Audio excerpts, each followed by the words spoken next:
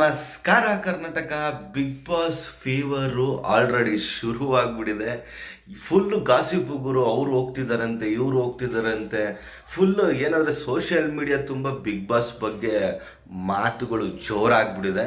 ಮತ್ತು ಇವತ್ತು ವಿಶೇಷ ಏನಪ್ಪ ಅಂದರೆ, ಆಲ್ರೆಡಿ ತಮ್ಲೈನಲ್ಲಿ ನೋಡಿರ್ತೀರ, ರಕ್ಷಕ್ ಬುಲೆಟ್ ಅವರು ಬಿಗ್ ಬಾಸ್ ಬಗ್ಗೆ ಮಾತಾಡಿದ್ದಾರೆ. ಅವರು ವೈಲ್ಡ್ ಕಾರ್ಡ್ ಎಂಟ್ರಿ ಕೊಡ್ತಾರಾ, ಎಂಟ್ರಿ ಕೊಟ್ಟರೆ ಹೋಗ್ತೀರಾ ಅಂತ ಒಂದು ಕ್ವಶನ್ಗಳಿಗೆ ರಕ್ಷಕ್ ಬುಲೆಟ್ ಅವರು ಕ್ಲಿಯರ್ ಕಟ್ಟಾಗಿ ಆನ್ಸರ್ ಮಾಡಿದ್ದಾರೆ.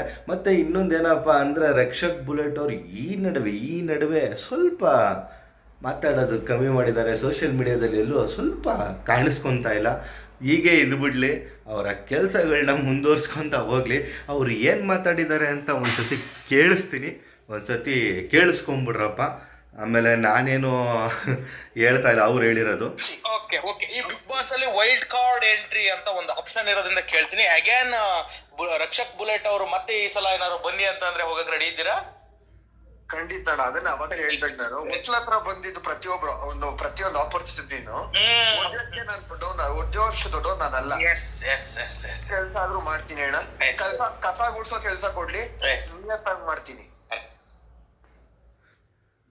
ಕೇಳಿಸ್ಕೊಂಡ್ರ? ಕಸ ಗುಡಿಸೋ ಕೆಲಸ ಕೊಟ್ಟರು ನಿಯತ್ತಾಗಿ ಮಾಡ್ತೀನಿ. ಮನೆ ಬಾಗ್ಲತ್ರ ಬಂದಿರೋ ಕೆಲಸನ ಕಾಲಲ್ಲೂ ಒದ್ದಿಯೋಷ್ಟು ದೊಡ್ಡವ್ ನಾನಲ್ಲ ಅಂತ ಮಾತಾಡಿದ್ದಾರೆ.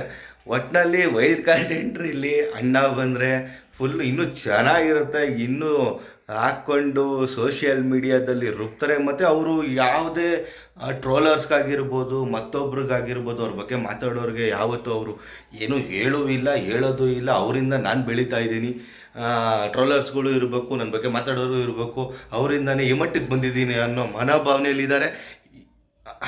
ಒಳ್ಳೆಯದಾಗಲಿ ಅವ್ರಿಗೂ. ಇದ್ರ ಬಗ್ಗೆ ನಿಮ್ಮ ಅಭಿಪ್ರಾಯ ಏನಾದರೂ ಇದ್ದರೆ ಕಮೆಂಟ್ ಬಾಕ್ಸಲ್ಲಿ ತಿಳಿಸಿ. ಹಾಗೆ ಒಂದು ವಿಡಿಯೋನ ಶೇರ್ ಮಾಡಿ. ನಮಸ್ಕಾರ.